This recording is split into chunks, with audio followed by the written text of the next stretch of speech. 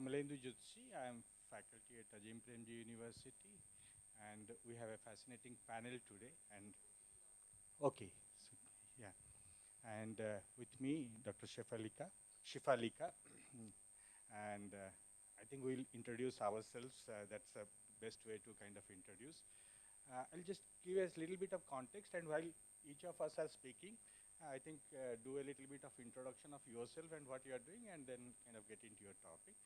I think I didn't come prepared to chair this session. I knew that it is largely to do the timekeeping work, but a good part of the dilemma that has been there in my mind, particularly while engaging in ethics from an institutional perspective, as well as a researcher, as an academic, as a practitioner, there are a number of questions do come into our mind. So one that Kantian philosophy, you have to go by that.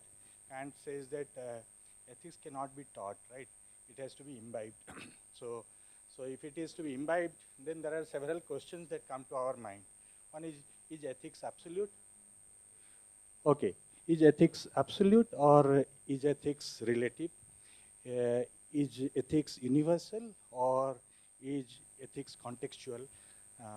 So there are several types of these kind of questions come to our mind, right? So, and when we kind of engage in ethics, when we navigate through this in classroom environment, in teaching, learning, in field environment, there are different kinds of dilemmas that do come in. There are also terms like ethics and morality. Quite often we confuse with that.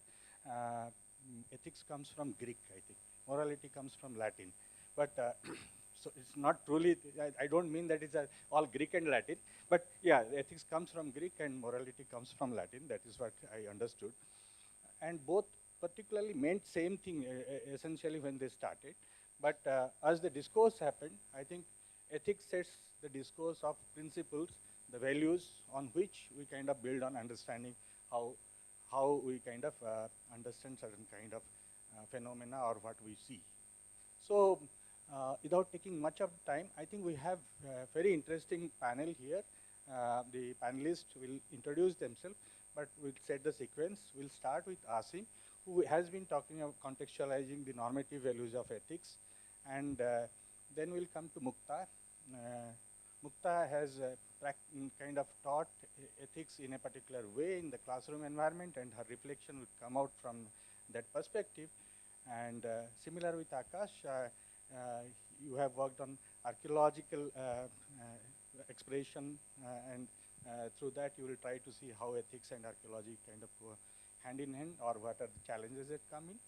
And then we'll come to Eddie, who has been involved in ethics as a practice, particularly in field practice. So we have a number of students who go through varieties of projects, particularly students start with something called community learning and reflection, and then they kind of gradually graduate to work in an organization where they intern in an organization, and then towards the end they become independent and start doing independent research projects or independent intervention or other kinds of projects. So, so this is a kind of graduated process through which Eddie kind of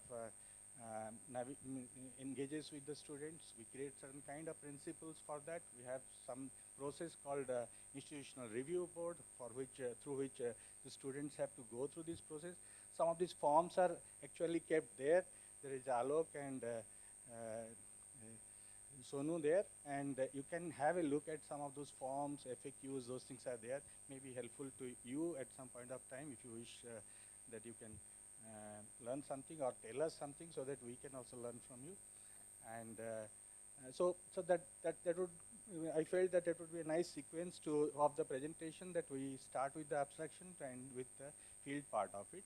So to all the presenters, I think take about 12 minutes time, that would be ideal. 15, okay. It's 12 to 15 minutes time, right? Okay. Take 12 to 15 minutes of time. I think that would give us a little more time for some conversation also, right? I understand this is the last session. After that, general body meeting is there that people kind of sometimes decide. So, so we can extend it a little bit, but I think sticking to time is a good ethical practice, right? And let us do that. And for question answer, I think it is a good idea. If you have only clarificatory questions, do ask that at the end of each presentation. Otherwise, substantive questions, you keep it to the end. And after all the presentations are over, we'll take most of the substantive questions. I think, is that agreeable? Thank you. So now the floor is to all of you. And Dr. Shifalika, would you like to introduce yourself a little bit, and then we'll give it to Asim? Please. Delight to be here. It's really nice to interact with your director of Humanities and Ethics at Azim Premji, because we've been friends and colleagues, and it's a true privilege. And of course, my disciplinary lens from which I look at ethics is the health perspective, because I'm a physician and endocrinology background. So just that's the multidisciplinarity which you will see here. So back to the presenters. Yeah. Yeah, very happy to be here. Thank you for the organizers. We are also part of it, so we have to thank Arima and others who have really kind of conceptualized this very interesting panel. But it's a little difficult to follow up from the previous panel, which was here. Some of you were also attending there. Very, very interesting case studies and on-ground experiences came from Sochara's panel. We'll try to kind of build on it, but largely from what we have been doing at Azim Premji University. There are some pointers here. Of course, I would not read them, but this is just, if you get distracted, you can go back to it. Just try to summarize. So a little bit of context. MA development program at Azim Premji University started actually with the inaugural of the university itself. And Azim Premji University itself has come from Azim Premji Foundation's work, because we wanted to think about preparing social sector, professional development sector, education sector professionals. And the values of foundation have been always at the forefront of all of our work, which is justice, equity, humanness, and sustainability. So these are values that is grounded in foundation's work and university's work and our grant-making work as well. But we know that it's, and especially with the previous panel, that on-ground realities are very, very complex. And there are a lot of ethical questions, dilemmas that emerge, which may not have a very direct right or wrong answer. And I think in the last panel, we spoke about sitting with discomfort. I think it's very important to have. And for us, it was very important to go beyond the normative, which means the ethical theories that set the norms for what is right and what is wrong. It's important to engage with them, but we cannot be just be stuck to the letter in some ways. And today's my presentation, I will be drawing on my kind of insights from Evidence and Ethics for Development Action core course. My colleague Aditya is also here, who has co-taught this with me, which is taught to everyone. So all 250 students of MA Development have been learning ethics for all the time that we have been teaching since 2011. And I also teach a course on youth democracy and development, and there again a lot of ethics and value discussion comes in. I'm starting with this quote by Jean Drèze. If we want the human race to survive, we need to go beyond self-interest and foster different kinds of values and social norms. Through education, democratic engagement, and social movements, you can instill ethical ways of thinking and behavior. So this both kind of bringing thinking and behavior is something that we are trying to take it together. And I don't think I have to really go into this for this audience, that why ethics matters in development action. But as I was saying, that there are a lot of complex social realities, power dynamics, a lot of different kinds of community practices, which can also kind of be conflictual in nature. And in general, all our actions have certain moral justification and consequences. So even the worst of action that we can think, the most evil action we think, has some moral justification, right? So to be able to have the patience to engage with that where is this justification coming from? Anything that we do voluntarily, apart from breathing, I think everything has some moral justification and consequences.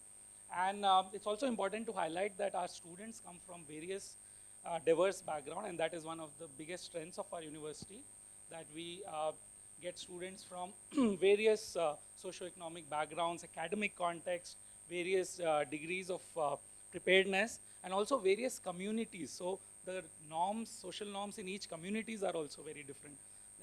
Just if you think of community norms around gender, right? As in these are different, around caste or religion. All of these things are very, very different. So it's quite a diverse mix. And then when we go send our students to a field also, they go to very complex field locations, again where communities are not homogeneous and very diverse. So it's in all of this kind of diverse meets diverse complexity that we have to think of it. And there are many examples that I will put throughout this presentation, and these are actual quotations from our students. So it will also help us see what kind of questions are they engaging with. So this is one of the students recently told me, I felt uncomfortable asking women in the SHG about their caste, but it is important for my survey. For local employees or others in the village, it's very normal. They openly discuss caste and even correct each other. But as an outsider, I feared it might seem rude or make them feel uncomfortable. I always try to ask the question with respect and sensitivity while doing my survey, but I'm not sure what is ethically right in this situation. So again, no direct answer that I can tell a student if they ask such complex questions, right? So the idea is to stay with it, sit with it, see what comes out of it, and a lot of it is actually about building trust, taking time, something that has come up in the previous presentation. Of course, we do engage with normative theories, and like Amal was saying, we engage with the universalist theories like deontology, which is largely Kantian ethics, utilitarianism, which comes from the liberal tradition, both of them very universal in its approach. But we also deal with contextual ethical theories like communitarianism, which is basically a critique and draws on Aristotelian virtue ethics and critique of this liberal universality. Ethics of care largely comes from feminist experiences, critiquing a very rational approach to ethics and saying that the idea is to actually make more relationships more caring through dialogue and showing how it's done rather than telling about it. And then, of course, constitutional morality is something which we finally come back to, because all of them take you in different directions, and we want to confuse them in the beginning. But then finally, if you want to, you can't leave them with so much confusion. So constitutional morality, justice, liberty, equality, equity, fraternity, dignity, these are some things which help us finally bring it all together in some ways. So this is another quotation. While working on a water access project, I found out that local knowledge of the terrain and traditional water sources contradict what the engineer was saying. The engineer dismissed the villagers' views as unscientific. I wasn't sure what to do in this situation. So again, this is where universalist ethics meet communitarian values, and how do they, of course, they don't speak to each other so easily. So then how do you go about it? And of course, we can see there are power relations in calling someone as illiterate and scientific. And again, our students sometimes also come with that view, and they have to also kind of take that time to really reflect on it. So this is the overall approach from normativity to praxis, right? So from understanding just norms and using those norms to pass value judgment on others, because that also happens when you go on the field. You see, oh, this is so sexist, this is so casteist, this is communal. You can just easily label everyone and feel very happy about yourself that, oh, I know all of this, I can label you.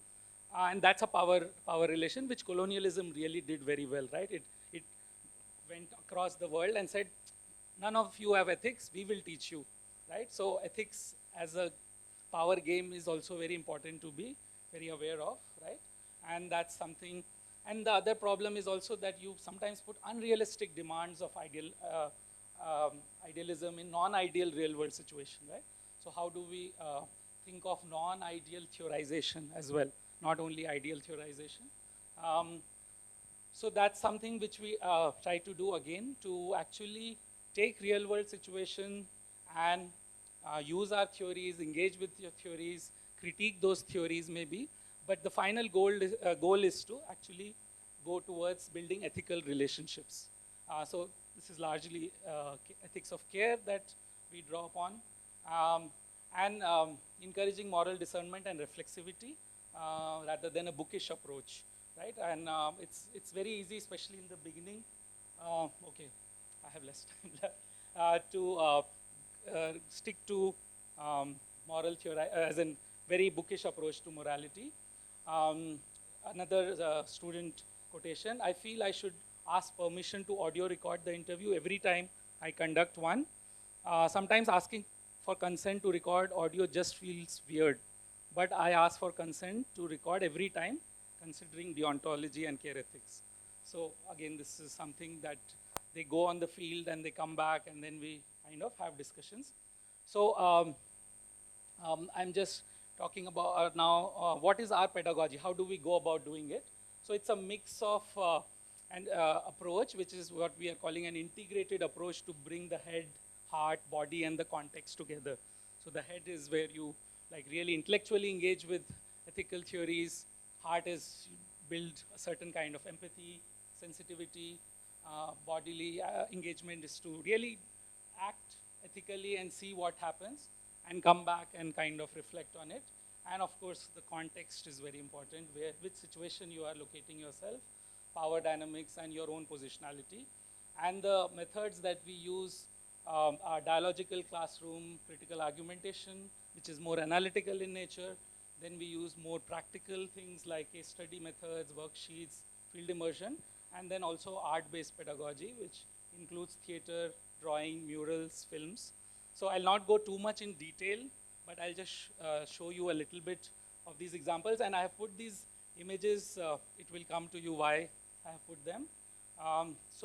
This is more of a classroom work where we give worksheets where they have to critically analyze moral arguments, right? So you take up what is the conclusion, you look at the premises, and then with each of the premises, what is the moral reasoning behind it, kind of a thing. So this is something that they get as like a case study or like a example, and then they try to apply these theories and see if they can make sense of on what basis are moral justification being made. Then this is a river of life drawing activity. I don't know, some of you may have done it. I find it very powerful, where you kind of draw out your own life as a river, and you go through different parts of your own life and see what has been good, what has not been good, and whatever, and see where in your weakest, in your difficult times, what values really help you navigate them, right? So you kind of look at your own personal values, and this may be coming from your own communitarian values, it may be coming from larger universalist values, but it's good to first know where you are starting from and then also engage with others.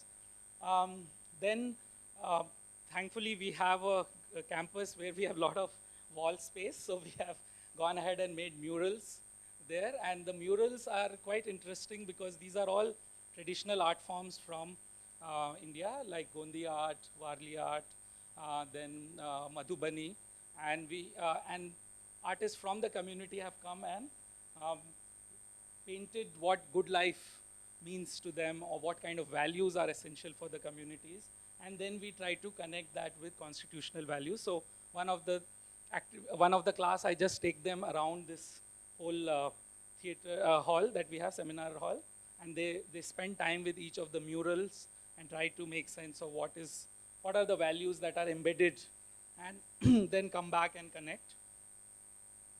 This is the Madhubani art, which a mural which kind of connects Chipko movement and a lot of other kind of traditional practices with what is happening in the city. So again, a transition kind of a space. Similarly, we have other murals. I would like invite all of you to come and see them.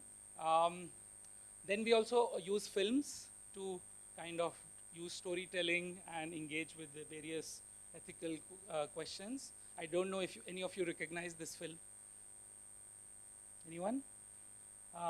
It's these three stories, and then there is a larger story. It's called Ship of Theseus. Uh, and, um, and this story is very interesting. It's about a Jaina monk, and he's not willing to take drugs that are tested on animals, and he's willing to sacrifice his life. So a lot of Indian Jaina philosophy, Charvaka philosophy, a lot of Indian philosophical ethics come into it, and they deal with deontology, consequentialism. Very interesting film. I'll recommend that. Um, and then this series you might have seen, The Good Place. So this is actually made by, like theorized by a philosopher, and then they have tried to put all ethical theories through visual storytelling form. It's a lot of fun, and kind of use this as well to explain it, sometimes The Good Place. Then assessments as well, different kinds of assessments, not just writing an essay, because again, sometimes it's easy to write what is right, but difficult to practice. So then it's more important to bring out the reflection. So once they go out in the field, to come back, reflect on it, then do some creative projects, do some workshops. I also use forum theater to kind of bring out these stories. And time is up. Yeah, okay, I'll just finish it. Yeah, this is another quotation of the student. I felt being treated with deference because of my English skills and city background in the community setting. Our voices were given preference over local villagers in a panchayat meeting. This made me reflect on my own positionality and privilege. So again, a student coming back from a field location, reflecting on their own positionality and thinking about it. Of course, there are a lot of challenges that we know of because morality is so debatable. So many people say morality is subjective, and I say no. Let's be very clear. It's debatable. Very few moral facts are there. So there is one moral fact, for example, which is consent. Consent is no more debated, right? So it has become a fact, and it has started from deontological tradition, Kantian. Then with feminism, it has become stronger. And now we don't think consent can be debated anymore. But many things in moral kind of space is debatable. So that is the tricky part. To engage consistently is also quite different. And sometimes when they go on the field or work in development sector, there are many kinds of pressure, institutional pressure, power dynamics in the community itself, power dynamics of other political actors. So it's not easy to do that. Then this for me is my bigger question, that change in mindset sometimes is easier, but change in behavior takes much more time to break down habitual patterns, and it's a larger thing. So that's why, and of course, to exemplify moral behavior by teachers and others considered as role models by young people. So all of these are quite challenging. This is another quote which was, again, I was not sure what to respond to. Lots of people, this student is right now trying to do this work. Lots of people do not prefer to have Muslim families living close to their houses. As part of my work, I have to take surveys of these urban places in Indore. Lots of people take pride in not allowing Muslim families in their area, but I felt bad about it. I didn't want to interfere in their business, so I didn't make any comments, but I always wanted to ask them why they felt like that towards one group only, right? So again, like a difficult, challenging question, no right answer, what to do in this situation, but really something to stay with. And that's why what we look at is not just ethics education within the university, but looking at it from a broader sense of what is happening outside the university as well.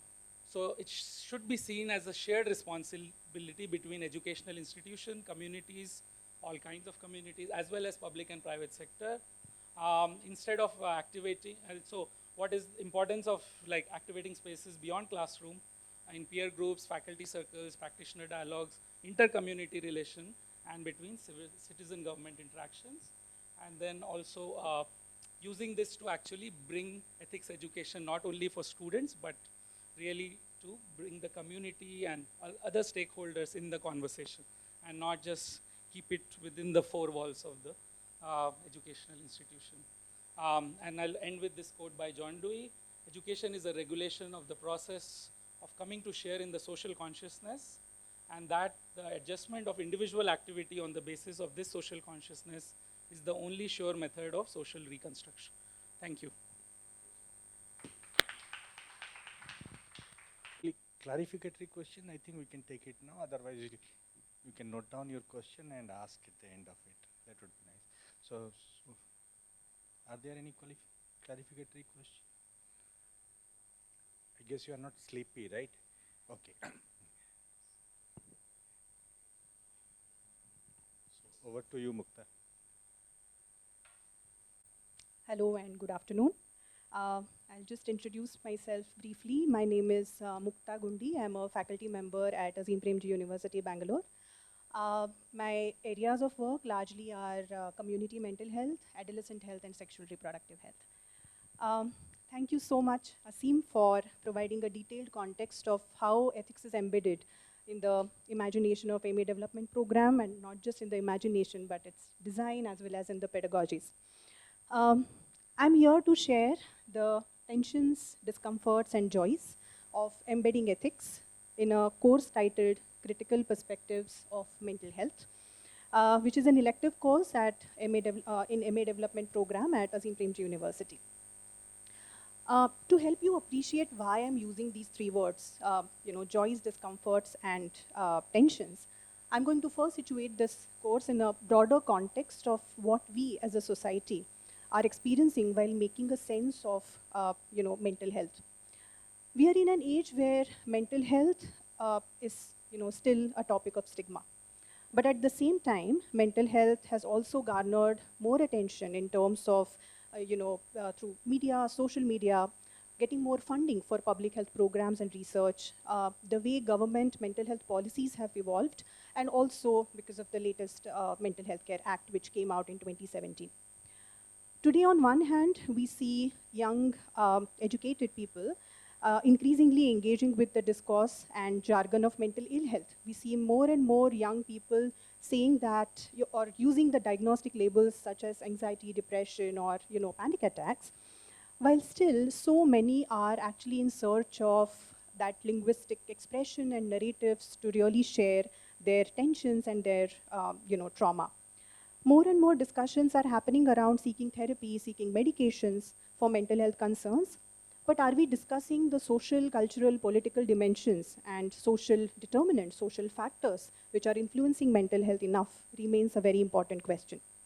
So we are far from addressing the persistent increasing burden of mental disorders, especially among the marginalized communities. We are very far from addressing and also understanding the mental health inequalities, especially in the Indian context.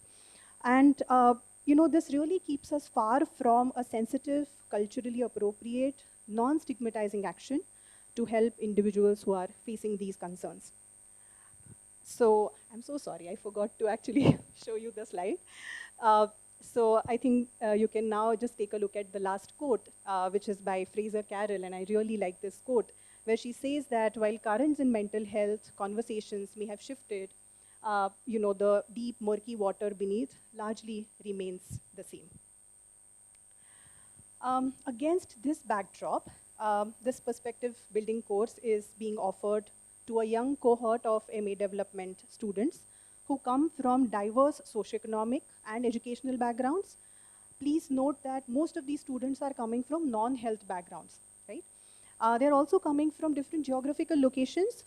And I'm saying this not just to acknowledge this diversity, but to help you understand how this diversity actually brings diversity in terms of their histories, their observations, and their experiences related to mental health, and how that actually shapes the way classroom functions. It is also important to note that this course is being taught by me, who also comes from a relatively privileged background, yet from a family who has probably shied away from talking about mental health in a more open way, more egalitarian way. I do not come from a clinical psychology or psychiatry background, and I have made a conscious decision of shifting my lens from biomedical to public health after having worked with marginalized communities early in my career. I think keeping this broader context and these lived realities, both of me as a facilitator as well as of students, is very important, Because teaching, learning, thinking, practicing ethics, it does not happen in a vacuum. It is a constant process which demands self-reflection. It is a constant process of empathetic relation making as well. For example, these questions are important. For example, who am I?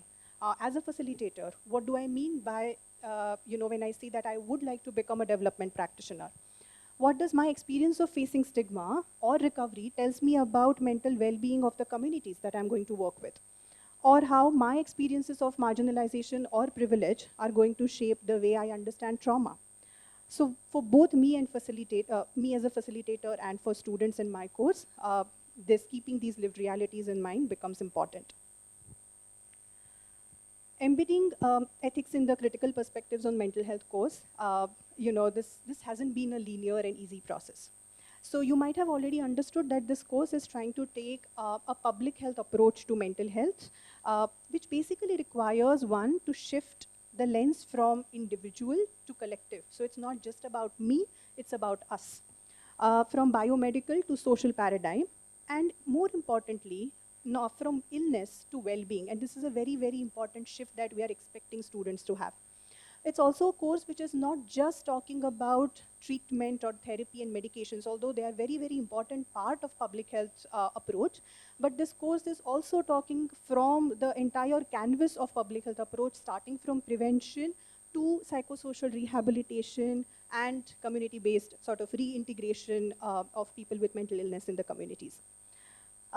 So, when I started designing this course, it was a process fraught with many questions, starting from, should the ethics unit, should it be explicit unit? But if I make it an explicit unit, how do we ensure that students develop sensibilities so that they also understand how in every discussion, ethics is an implicit part of it? How do we develop relationship of trust in the classroom and outside of the classroom with students so that they start feeling comfortable in sharing their dilemmas, which may not be resolved after every class or may not even be resolved when the course ends? How do I actually communicate with them? How do I ensure that ethical considerations and dilemmas actually do not become a sort of fetter that prevents them from imagining an action? They don't get stuck in the question of, oh, are we doing something right or wrong? These questions began at the course design stage, but what I soon realized was that they keep evolving, they keep adding more and more layers to it as I begin facilitating the course every time I teach the course. The process of embedding ethics has been shaped by these questions and beyond, especially because the discourse of mental health itself is continually evolving. It's very complex and is also often entangled with many ethical questions. For instance, you can see I have a similar picture like Asim. This is usually the first class in this critical perspectives of mental health course, when I usually start by saying, tell me all the words that come to your mind when I say the words mental health. Usually the blackboard is full. I don't know if you can see these words, but it is full with words such as mad, veda, talekettide, mental, untouchable, dangerous, violent, and brain. These words are actually often, they reveal an entry point for me and indicate how steep this curve, learning curve is going to be. As I want students to traverse this journey to embrace the concept of mental well-being as a continuum. In doing so, we of course begin questioning what is abnormal. Where does normal stop and where does abnormal begin? We start interrogating the structures and conditions, social conditions which shape mental health. We look at historical construction of mental health, social construction of mental health, discuss about how poverty, socioeconomic status, discrimination, caste-based, religion-based discrimination could affect one's mental health. While doing these, what I realize is one also needs to delicately foster the appreciation for ethical dimensions that public health approach itself brings. For example, as we begin our discussion from me to we, as I said, from individual to collective, when we start discussing the values of solidarity, justice, equity, and as we also discuss how social structures and conditions around us are affecting our mental health, I do see smile on some students' face. And they share that we actually feel relieved that I'm not solely responsible for my mental health issues. It's not just about me and something is wrong because I'm doing something wrong. However, that is not the case with all the students. It was a moment of reflection for me as the discussion on public health values, when we were discussing about collaboration, solidarity, collective action, I felt that all these values actually bring a sense of empowerment among students. But I soon realized that that is not the case. Some students who were on medication, who were diagnosed with severe mental health conditions, they came and met me individually and said that, yeah, I mean, we are discussing about all these great values. We agree with solidarity and collective action, but our journeys have always been very, very lonely. And these moments of reflection, these discussions with students inside and outside of the class, they make me wonder, yes, we are discussing about these public health ethics and values in class, but how far we are from bringing them to practice, that remains an important question. However, the process, as these discussions also tell me that students have also started relating their own individual journeys with the class discussions. It always gives a sense of satisfaction to a facilitator. However, this process of relating their lived realities to class discussions may not always help. Because the outcome of the course is to develop critical perspectives on mental health as development practitioners, where they require to be self-reflective, but not self-absorbed. And because that is not going to solve all the problems. They need to think of different contexts, of different marginalized communities, such as tiger widows of Sundarban, or loom workers, or farmers, or ASHA workers, or sexual minority communities. And to nudge this so that they are not self-absorbed, but are also able to think of other communities and contexts, it is very important that carefully one chooses what kind of pedagogical resources and tools are used while teaching this course. For example, using case stories, illustrative books, short films, along with, which is important, which is coupled with in-class analytical sort of exercise, that helps students to appreciate the causes of the causes and context and social factors influencing those communities and the distress that they are facing. As Asim and briefly Amal also mentioned, embedding ethics is not about teaching ethical frameworks. It's also not about merely filling an IRB form. But it's rather helping students understand how it is an everyday practice, and rather it is an everyday judgment about my role, my relationship with the community, and the community which has certain context and which brings some history along with it. As we begin discussing specific ethical principles in the class, especially in the unit which is dedicated to, and we have titled it as Ethics and Rights in Mental Health, usually the immediate reaction of some students is, oh, but people with mental illness can be vulnerable. Mental health is such a sensitive topic. Mukta, what if, we start working with them and we are actually taking their interview and we add to their distress? Many a times, I have realized this, that all these questions don't necessarily come from the position of othering people with mental illness. But rather, students sometimes have genuine concern of, okay, are their actions actually going to do some harm? Are they actually going to add to the distress that these communities have? In such, in such class discussions, I think it is important to sort of pose certain counter questions. Do you know anybody who is not vulnerable at all? Aren't all of us kind of soft-tissued organisms, who have emotions, who can get hurt? Isn't not working with them because they are vulnerable actually doing more injustice to them? Creating such a space where they are able to reevaluate their position and also the kind of fear that they have can often help in taking the discussion forward to sort of ethics in context and sort of procedural ethics. Giving them case studies to work in groups, making them think about the concepts and the ideas and different kinds of dilemmas around, okay, what is the role of the caregiver? But then what is the role of autonomy and agency? Or what can we learn from, say, bereavement research, about staying with the emotional participant even when the interview is actually done, it's completed. All of these class discussions and such group activities, they help in creating a ground to something that we discuss towards the end of the course, which is community-based mental health interventions, which is a very important part of this course. As we discuss these different community-based interventions or community-based mental health models, including some very, very interesting models, I won't go in details of these models for the sake of time, but just give you a sense of this one picture that you see where people are sitting in a circle under the peepal tree. This is a community-based intervention model by Ekjut, which is an organization working with Adivasi Ho communities in Jharkhand. They're working with people who have severe mental health conditions. And please, of course, I mean, I know you can imagine that they are in remote areas, often without any healthcare access available to them.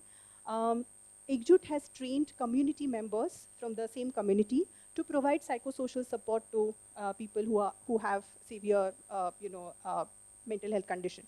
But in addition to that, they also bring these people from nearby villages once in every month, where they sit together in a circle, and they call it Dukh Sukh Baithak, which is Dukh and Sukh is basically, they sit in a circle to share their stories of trauma, stories of hope, stories of recovery.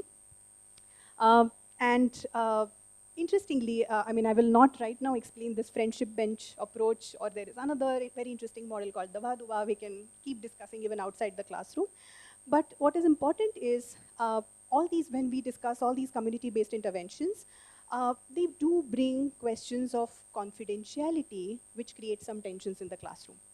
Because most of these models, they actually challenge the notion of confidentiality. As you can see here, people with severe mental health condition are sitting together in a public space, sharing their joys and trauma.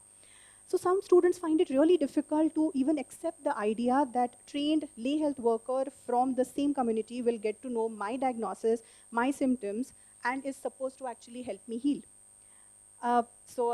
You can read the quote here. A student said, "It's easy to appreciate it for another community, but if I put myself in that situation, I will not accept it." I remember a class when a teary-eyed student shared in the class saying that, "I have faced so much of stigma just because people around me knew that I had depression. How do I accept that the same community members can actually help me recover?" Moments like these can actually get into logical debates. Because there is always certain kind of power dynamics between a facilitator and students, how much ever you try to overcome it or bridge it. Because I can cite a few scholars, I can tell them how community-based mental health interventions work. But I think in the last 4 years of teaching experience, the very important learning I've had is that teaching is not really about winning over students in such debates. So it is rather important to let these tensions settle. You acknowledge, you pause, give them some time, give yourself some time, and respect the safe space which has been co-created by not just me, but by students as well. Because I feel students are also knowingly or unknowingly, they are also evaluating such situations through verbal, non-verbal reactions that you give. As we move towards the end of the course, I'll quickly go towards the end of the presentation now. I usually nudge students by giving a case story, which is a lay health worker proactively bought a soap for a person who was diagnosed with schizophrenia. So this lay health worker was not supposed to buy a soap from her own pocket and give it to a person who was unable to meet hygiene-related needs. Is it right or wrong? Once you ask this question, when you are actually moving towards the end of the course, usually you don't see students jumping into answers like, "No, but this is wrong," or you don't usually see that. Rather, you see a mix of emotions on their faces. They will smile, they will say, "Yes, but it depends on the context." "Yeah, but she's not doing any harm." "Oh, but is it just about what intervention is, asking her to do?" And I think such discussions and moments, they really reassure that sensibilities for both ethics and mental health are slowly percolating in their conscious thinking process.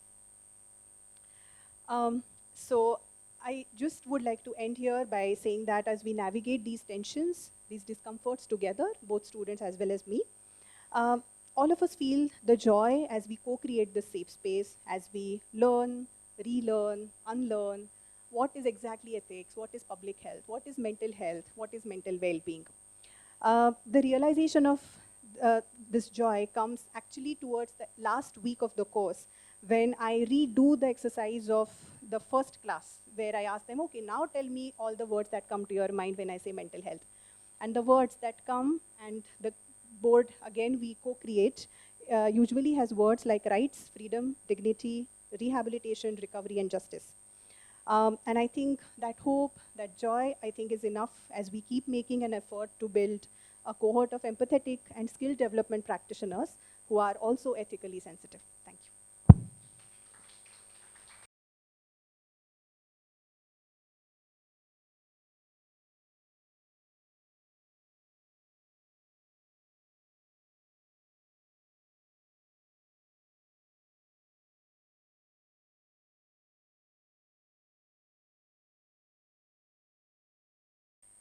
So good evening, end of the day. I'm beginning with Akash. I think it's a off-the-beat discipline for all of us. And to begin with an idea that if you do not have an ethics lens, what happens to a discipline? So I think if you're ethics blind, what all things emerge? So this is one example to begin with, that why we need to actually embed ethics in our programming and designing programs. And I would like to connect it to also Asim and Mukta told us what all torments and tensions and anxieties, joyful moments that happen in the classroom. But the MA development program of Azim Premji University has these points where the real world comes to the classroom and classroom goes to the real world. And we do not have a specialized department of ethics, but we believe that it can't be a one-off course. So it is a kind of a program that is done where ethics is inbuilt into the program. I'm saying that is how we look at it. And that is where I would like to begin with by saying, in the morning we were in the plenary, morning plenary, we were told from the erstwhile 4 bioethics principles, now it has become 15 because of the Universal Declaration of Bioethics and Human Rights. It might become 25 with the inputs, or 100, after about 20 years. The question is, so what? By multiplying principles and having more declarations, are we going to have more ethics in our work, so this is what I have put this, slightly tweaked the title from facilitating. So I think, do we need to nurture ethical learning? That's the question now that we are doing. And I'm going to present on behalf of all my colleagues who are here, who have slogged for years to build this unit. Arima also is here, who began and very thoughtfully added all those things. And my colleagues Sonu and Alok, who are also adding to a lot of their work that is happening. And Aditya also is there. So the question is that we begin with some questions. The singular question is, can ethics only be taught in the classrooms? Or is it only a cognitive exercise, which Asim referred to the head? Or other parts of the body, faculties of the body are involved. And all of us, I'm sure, we do not have time to discuss on that, but we agree that it has to be much more, diverse kind of a learning. And there is also affective element, emotional element. And then if it is so, you can't learn, just like swimming, you can't learn in the classroom or a paper. You have to jump into the water. Similarly, ethics can be taught to a limited extent in a classroom, but it has to be learned through life experiences. So do we have sufficient or established pedagogies? What we know, is it sufficient? So we are still grappling with those questions, but we have come with as we are discussing, as we are thinking, generally we are guilt-ridden by what have you done right. We always have constant, this is thinking process. So we are thinking at the moment as pedagogies of praxis. So I will just take you through set the context for this program, the part of the program. So we have this 80 credit program, which is 4 semesters, 2 years. And if you, the 19 credits, that is almost 25%, if you see it's part of the field practice. So you can understand by that weightage what seriousness the university has given to the program and learning on field practice. And so we have 3 components. Is there a pointer? Yeah. So with 3 components, the first one is called the community learning and reflection. It is happening in the first semester after 8 weeks, mid-semester. So students go into the field for 2 weeks and engage with the communities, and the singular question they carry is, what is a community? What makes a community? What is the power structure? And when they come back and the course continues, and at the end of second semester, they spend 6 weeks, that is 6 credits in the field through the mediation of an organization, and they become part of a development action, some sort of doing. So they don't simply observe as it is here in the first term, but there they become the doers. They become part of a team. They understand the tensions of being part of the team, being part of the community, working. And once they have got this some sort of a confidence, in the third semester they begin a very long journey of 32 weeks, of which 8 weeks in their semester break between third and fourth semester, they remain in the field. And it is a project that they themselves design, learning from some of the ethical sensibilities, learnings from the previous 2 components. And that they go through, of course, a formal institutional review process, but they also go through a regular and very, very rigorous review with the faculty mentor, looking at various aspects of ethical dimensions, which Mukta and Asim mentioned in their quotes. Like even they go for an interview, how do I sit in the community? Am I sitting on the chair, or whether I sit with with the community to make them comfortable? If I am speaking to a domestic worker on domestic violence, where do I speak to her? Because just going and ticking the box is not sufficient for consent. If somebody sees that this woman is talking to this student, that might aggravate violence at home, saying that she is now leaking out information about in-laws, mother, husband, and all that. So basically, ethics can't be only tick box; it has to be learned in this, live and living context. So what we also have embedded is, it is an incremental way of learning things. And as you go, what they learn in the classroom, they take it to the field, and what they see in the field, they come back to the classrooms.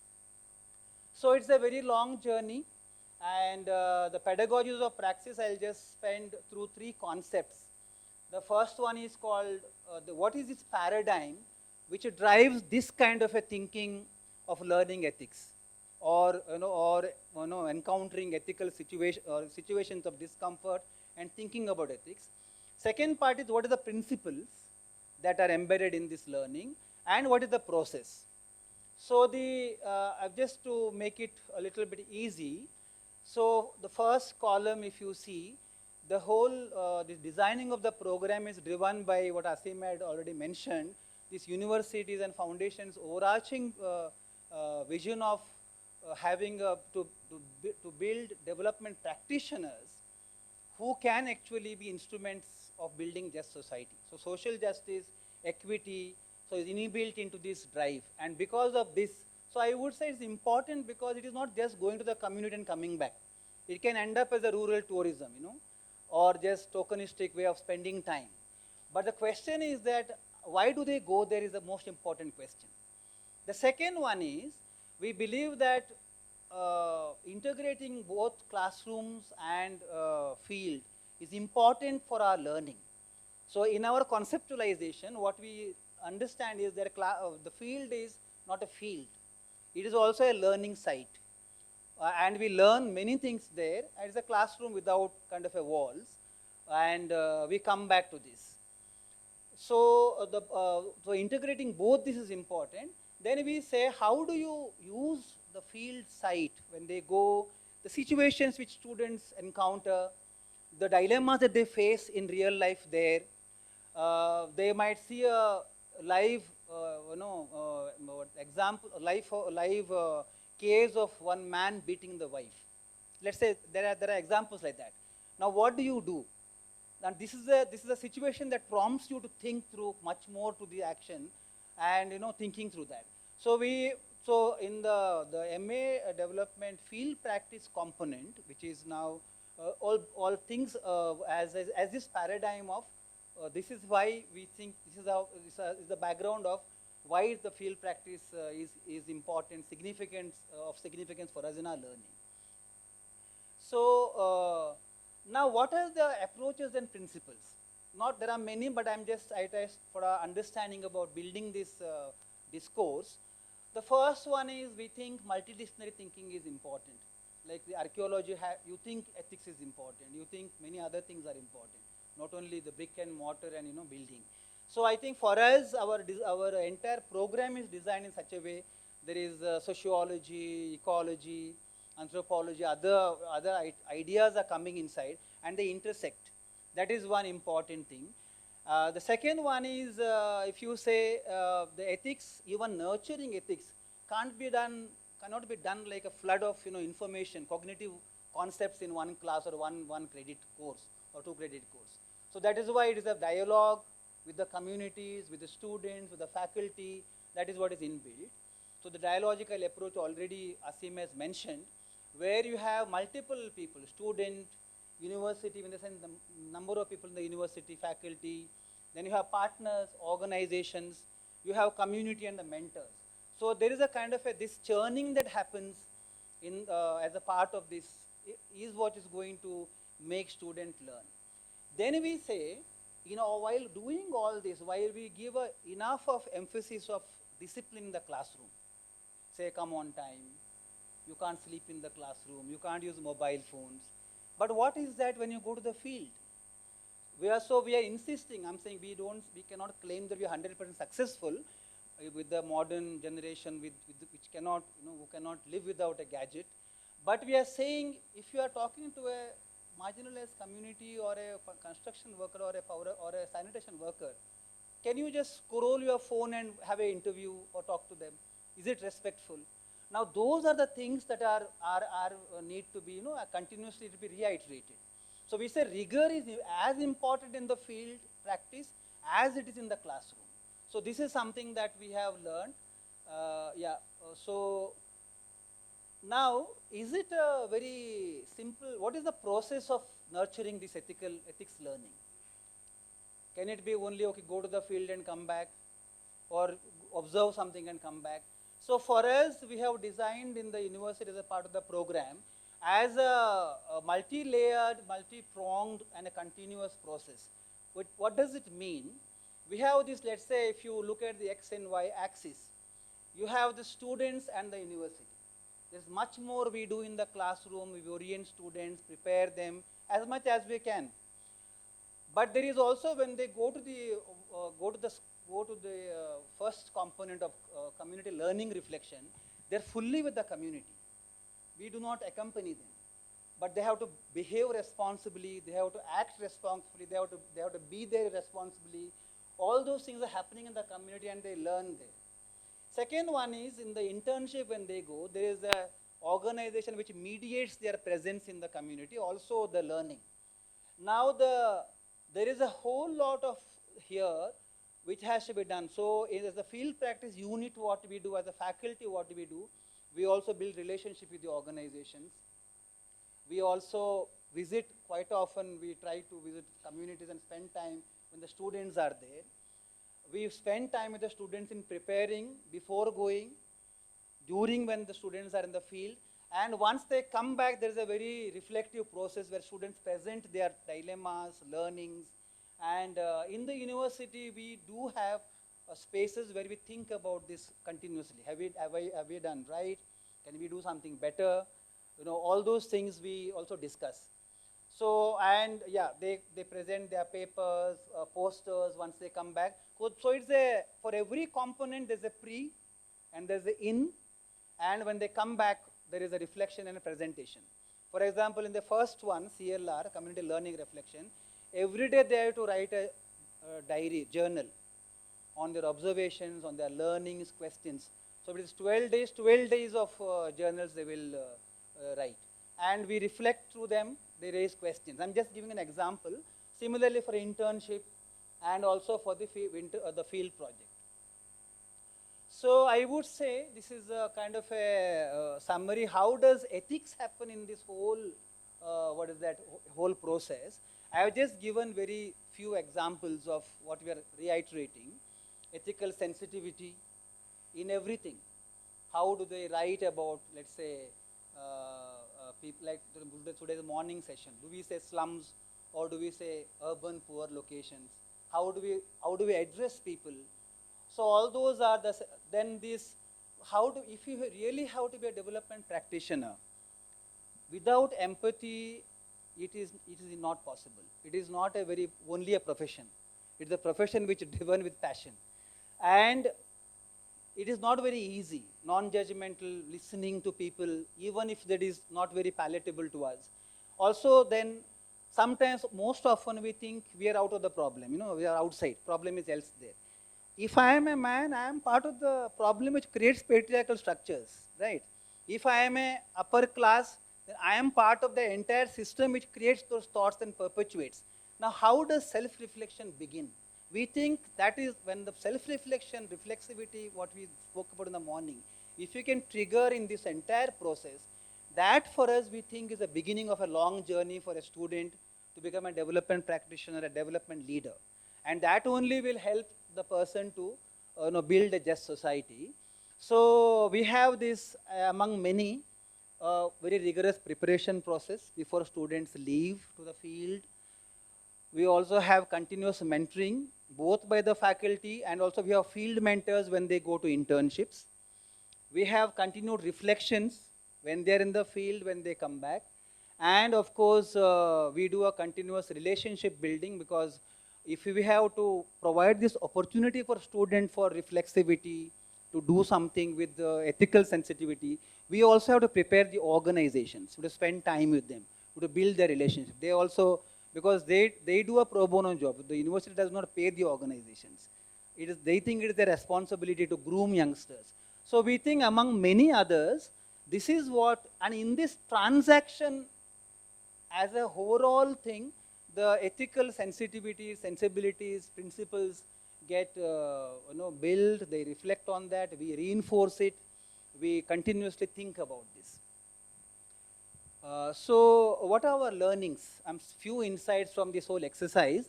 There are 2 quotes we can read from the students. What did they feel about it? How did they learn? How did it help them to think through their own self? So those are there. There are 2 acronyms. FSRI and MSRI are the names of the courses. That is on research and the methods and research, field practice, yes. So winter field practice, winter field project. So basically, there are 2 different kinds of part. I'm just called out. They integrate many things. So what is our basic learning as a community of teachers and facilitators in this process? We think that this process is not so easy. It is not like sending students and we are free by ourselves. Okay, now students are not with us and we are happy, we can do something. It doesn't happen. When the students are in the field, they're still they're in our email boxes, we are there, they're in our phones, all that. So it is a tedious process and it needs persistence. This is what so we can't afford to give up. We know that with each generation brings new challenges. It is not so easy and we have to also step up to those challenges. The second one is, it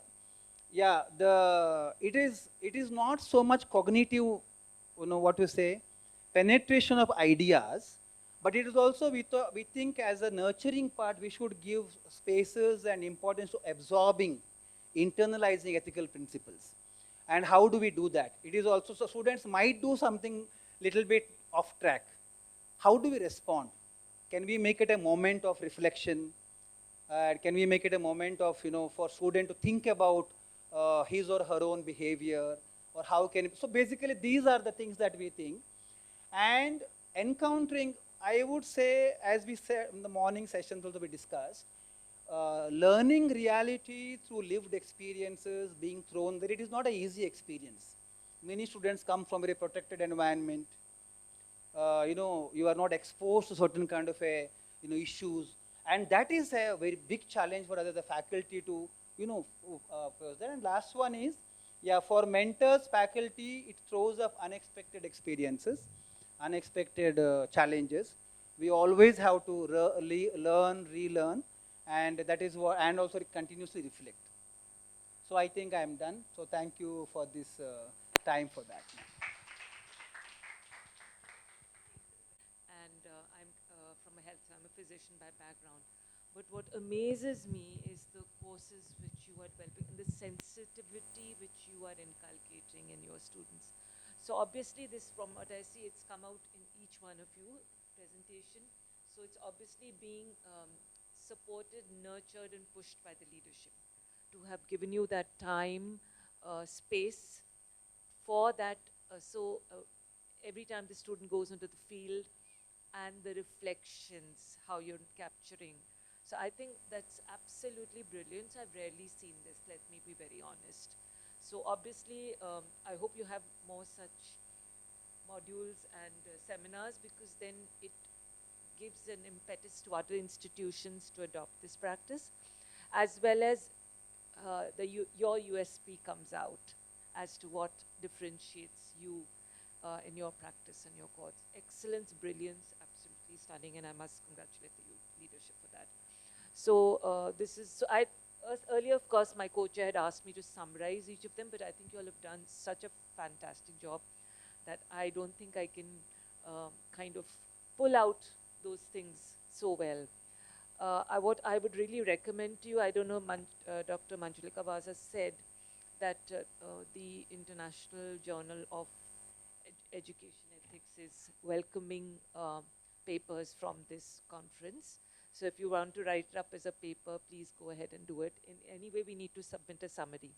So just give us either your slides or a summary, but I would really encourage you to put it up as a paper. And Akash, excellent work. So each of your presentations were brilliant. I mean, I was completely floored, and I wish it could go on. I was wondering why it's only 15 minutes, because I would have liked to hear more from each of you all. I truly hope that I do get an opportunity. Also, I would love to, because your students would obviously be very different from other university students. So, excellent. Number two, Akash. I think I love the choice of your research question, first of all, because nobody, and I didn't realize how bad, I'm sorry to say, it was not about bad, that how much more needs to be done in departments of archaeology across science. I'm also surprised about the absence of the IRB boards, because of course in the health sector, we are so strict. God help us. God help us, and our ethics committees are very strict, and God help us. I mean, if they find that you've started the research before your approval date, no journal is going to publish also. So, I mean, there's so many committees. Yeah. Right. That's right. That's true. So I'm absolutely, and I think that will start differentiating India and other sectors if we want to get onto the international sector.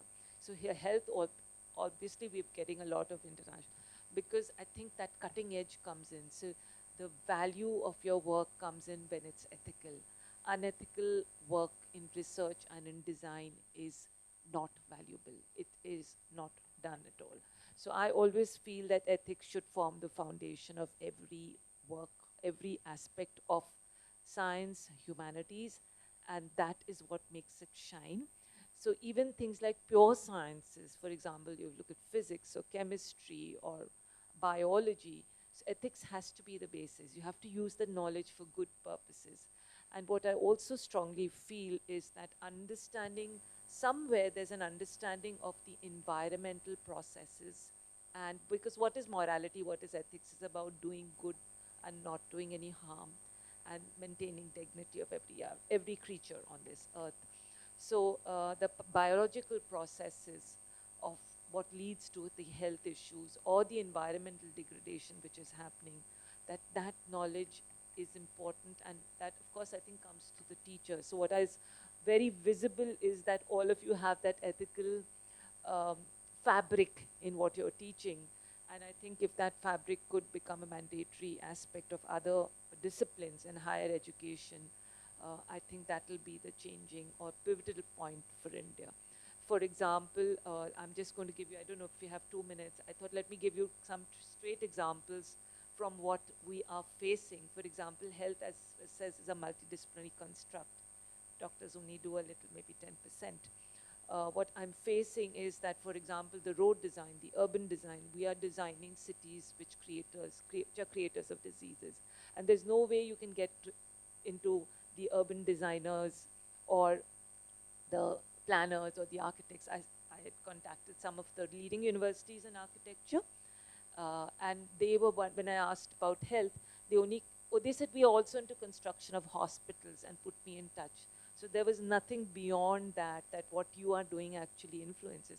Do we know the way we design our buildings, women working there, their bone mass goes down because there's no natural light coming in. As a result, when their bone gets stressed, when they get pregnant, they suddenly develop osteomalacia. So there are so many aspects in your design, and when you talk of environment, heat, we've always faced it. Now we are talking of heat because now Westerners are facing it. Europe and they never faced heat earlier, so they were never spoken of. So a lot of the research agendas get decided from where the funding is coming, which is Europe and USA. And now they started talking about, so we've also started talking about it.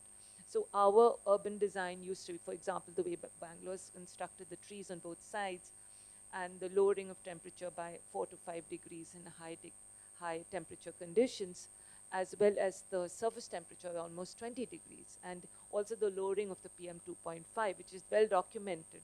But again, those things are never taken into account, and we are constantly degrading our environment as well as in terms of our urban structures, in terms of our road design, in terms of not providing for open green. For example, there is constructive evidence on role of open green spaces. So you should be in walking distance of a large park within 0.5 kilometer radius, and that has shown globally you have lower lower illnesses, all kinds of incidents, lower mortality.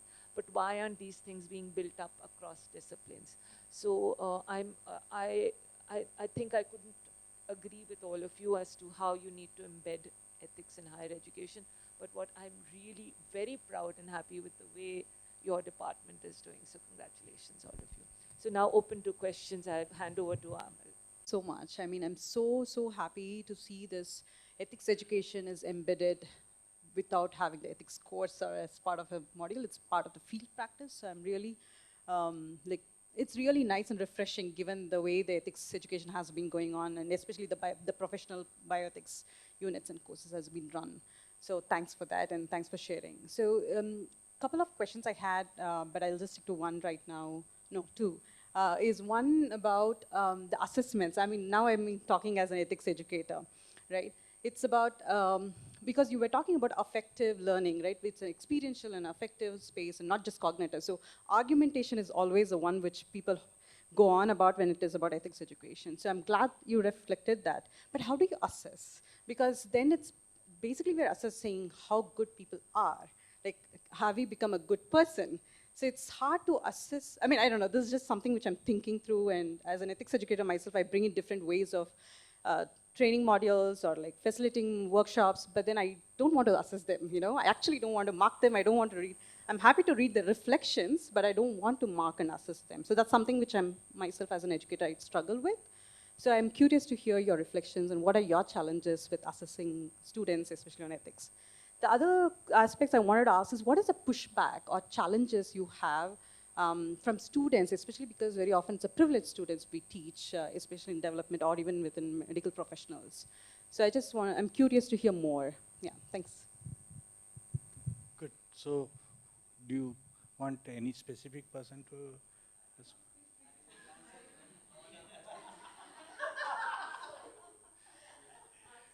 No, yeah. Yeah, maybe all three. You can take it among yourself. Are there more questions? We'll take more questions maybe then. Yeah, absolutely. Yeah, there are two. So you, please.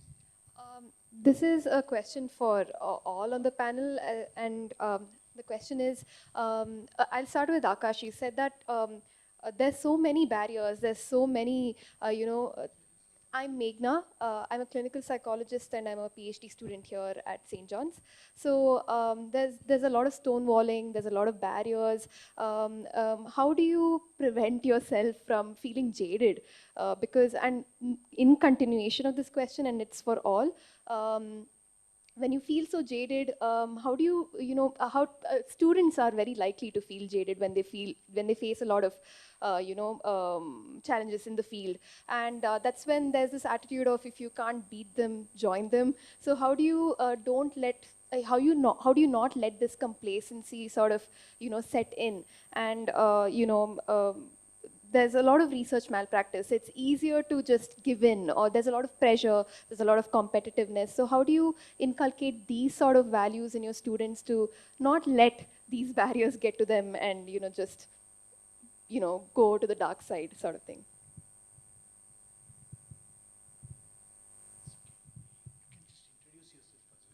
I'm Supriya Subramani. I'm a lecturer at University of Sydney, and I teach public health ethics and also evidence and ethics to medical students. Yes, please. Hi, my name is Radhika. I'm the museum curator here at the S.L. Bhatia Museum. So my question is for Akash. We work together, and I'm from history discipline. And I know that, in my subject also, till to this day, we do not teach ethics in class, social sciences. I'm very sure that in any of the colleges around, we teach any kind of ethics to the students. So now that you have started this conversation, you have raised a lot of issues. Do you have any first steps that you're planning to take regarding this? Because I know this has been an issue from the time we were students, now that we are on the other side of the thing. Even in archiving, I see this. I mean, Millie has started some sort of a conversation, but I think it has not come to the students at all. So the way we use even the archives, I think it's very problematic, because we run a small archives here, and we have people who are taught ethics, who come from US, UK, who refer to our archives, but are so not respectful of the space. So are we going to start some sort of, small conversations? We have started, of course, but what is the first step that you are planning to take? I am not in your field at all, but I don't know where, but you have to get some policymaker motivated. Okay, so get a critical mass, or couple of people. Don't go alone, because it doesn't work. So you're protected. Maybe have get somebody to come and champion the cause. Maybe a bureaucratic officer or somebody who is in the relevant ministry and who can take it up, and then kind of start pushing for it. Because once it comes under their radar, I'm sure something, I don't know how Aga Khan Foundation has done it, because they are kind of restoring a lot of stuff, but something which is constructive, because the easiest is to fight and get out of the system. Don't do that. But one individual can make all the difference, so you need to start that momentum.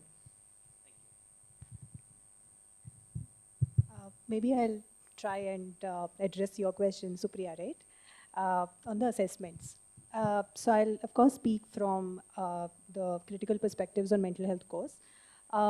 As I have told, there is one small module which is, a kind of combined module on ethics and rights on mental health. But when I'm trying to assess ethical sensibilities, my assessment cannot just be after that unit, right? Because if I am trying to facilitate and trying to imbibe, nurture these ethical sensibilities throughout this course, assessments throughout, after what we call as Unit 1 or Unit 2, or even for the final assessment, there is some component which is also trying to understand if students are being reflective, if they are asking questions in their minds, has the journey started for them? So I think when we think of assessments, there are 3-4 questions. One is, what exactly are we trying to assess? Second, how are we assessing it? The way we are trying to design the assessment. Third is, how are we evaluating it? Is it just, ye barabar, ye galat, and then, you are giving the objective points? Or is it also of, more of creating that space where you're giving critical feedback, you're also posing some questions, and even after the evaluation is done, you're still keeping that space, even outside of the classroom, where students also feel comfortable and come and discuss these ethical dilemmas and ethical questions. So I'll just give you one example of such assessment which I have in my course. It's immediately after 4 weeks of the course. where it's a thematic essay, uh, where we have already discussed social determinants of mental health, we have discussed social construction of mental health. So we have sort of opened up few debates, and there are certain ethical dilemmas and questions that have already come up in this first 4 weeks. The thematic essay usually has two topics. One topic is where I ask them, we have been discussing about mental health. In the first class, if you remember, you had certain ideas about mental health. At the end of 4 weeks, how do you think your journey has evolved? Reflect on that.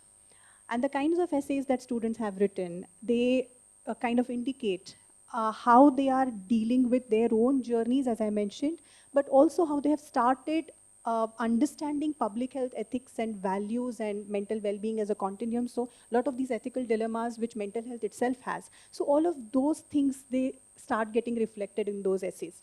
I think, and there is another question which I usually give is, which is more of not reflective so much, but more of, as you said, a bit of argumentative, because different students bring different kind of capabilities, and they might want to choose one of these topics.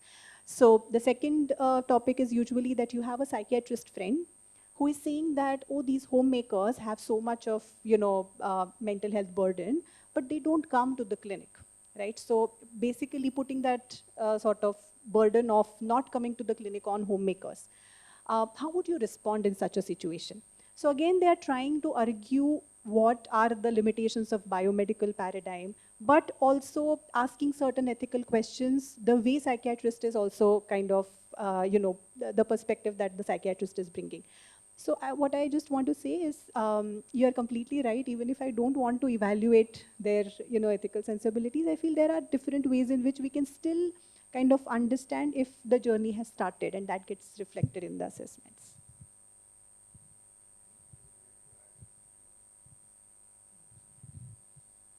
Yeah, I'll maybe add to what Mukta was saying.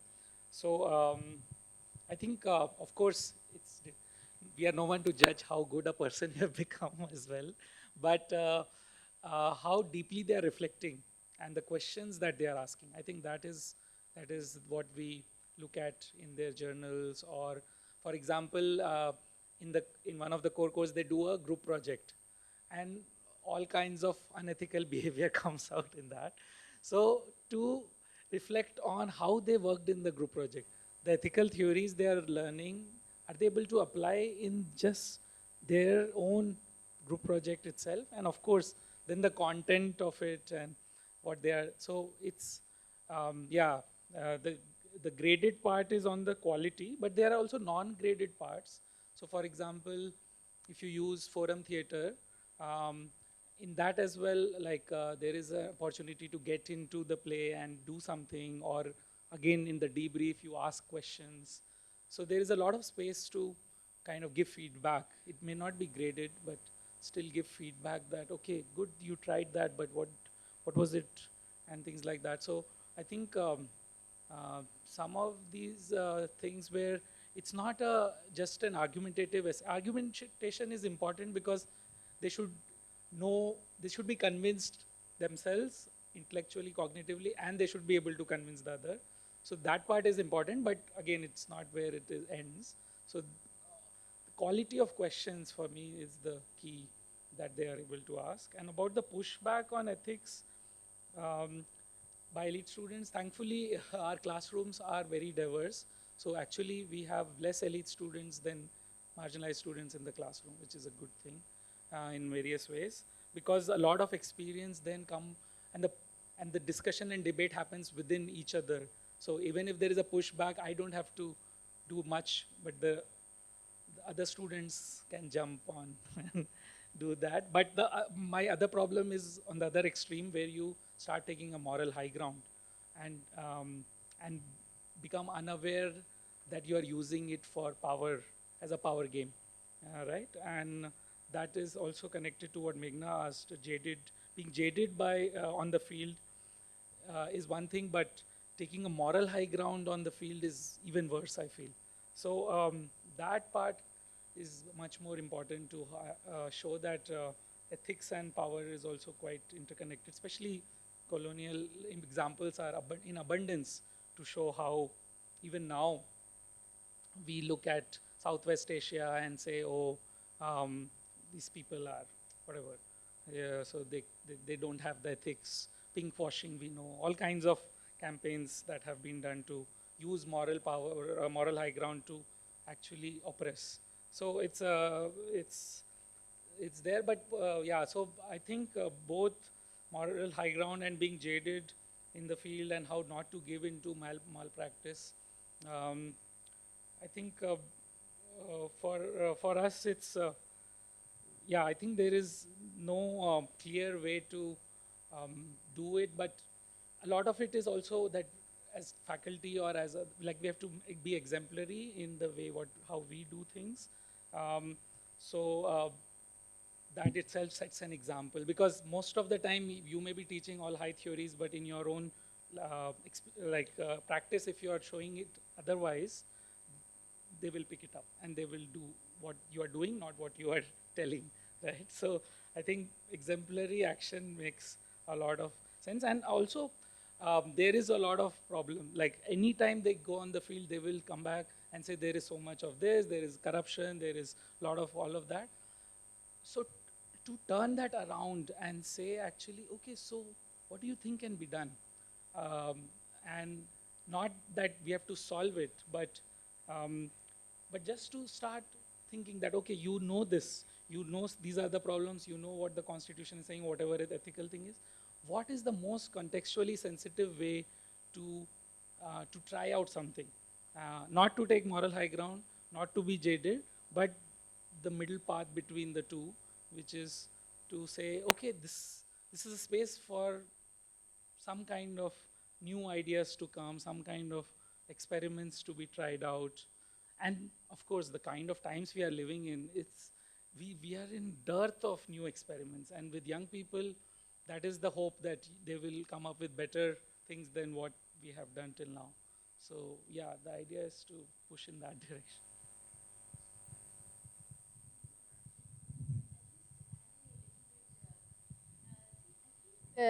More than, because all of them have said that ethics is not a separate course alone, right? From the program perspective, and that's a university philosophy as well, the way that we are looking at assessments per se, and we keep telling students, because they come from assessment, but is the outcome, right? So we say that your assessments are part of the learning, right? So that is why the way that we also assess, whether it's a O or A or a B or a C, whatever, it's about the processes. Has this person actually, so for example, may not have understood everything, right? So if you're talking about, okay, you demonstrate your ethical sensitivity, suppose that's the learning outcomes, right? So we are saying that, okay, Ria may have made 3 steps ahead in terms of trying to understand, okay, so I'm looking at it this way, but I think this may not be, this person has just begun. But we are saying that, are people even beginning somewhere? So the process itself for us important, because not everybody would have. But the unsettling part of it, have students started that unsettling exercise itself is a part of what we do. So that's basically how the assessment is.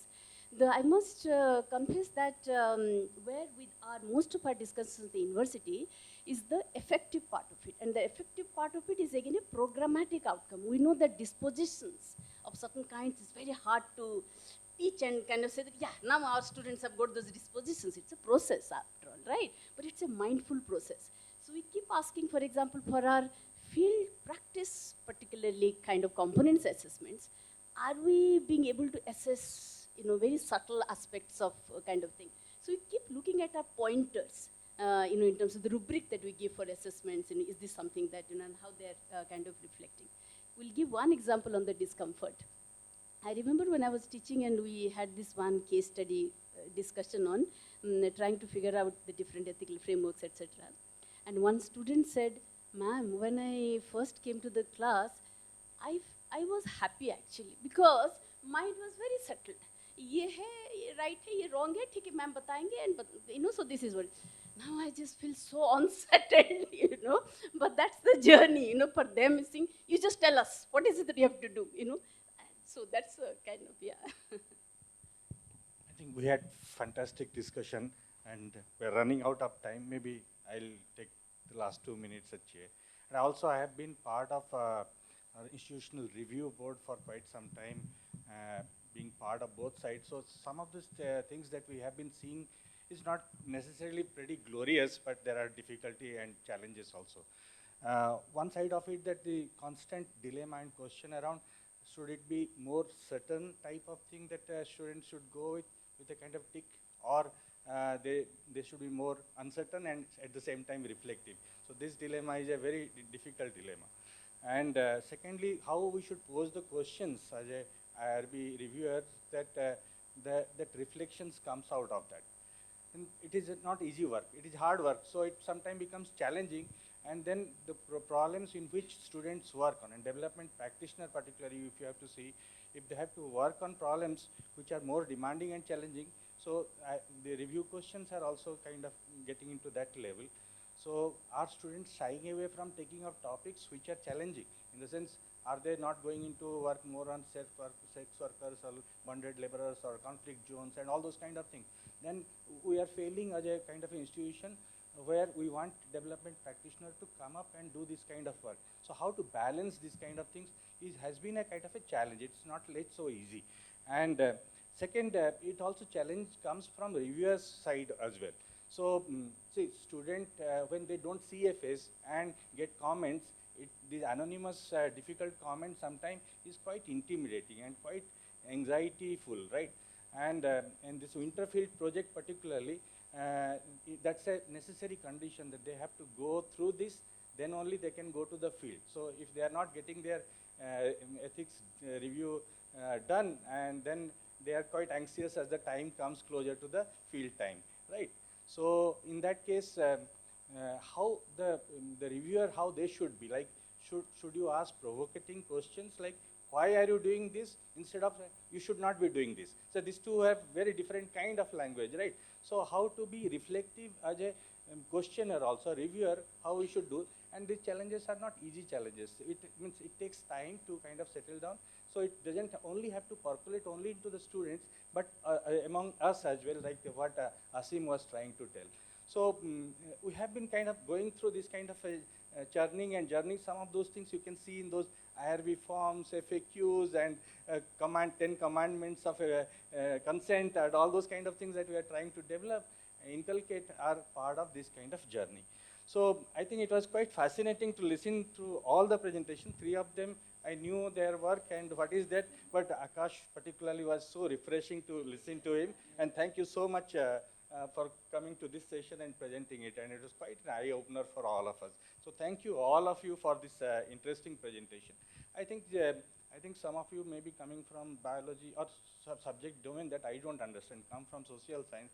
I think this is Darwinian, right? This competition that is what the species kind of survive, right? But there is this Dutch, another botanist, Hugo de Vries, who worked on mutations. He says the cooperation plays a role in terms of creating new mutations and new kinds of things, right? So I think somewhere we have to understand this aspect of cooperation, collaboration with all these innate values of empathy, love, affection. I think those are the things may play a very important role in the way we are envisioning a kind of a good, better society in some way, right? The society which is more joyful, more respectful, more dignified, right? With all that, I think, thank you very much for a very interesting session. Thank you all for listening through this session.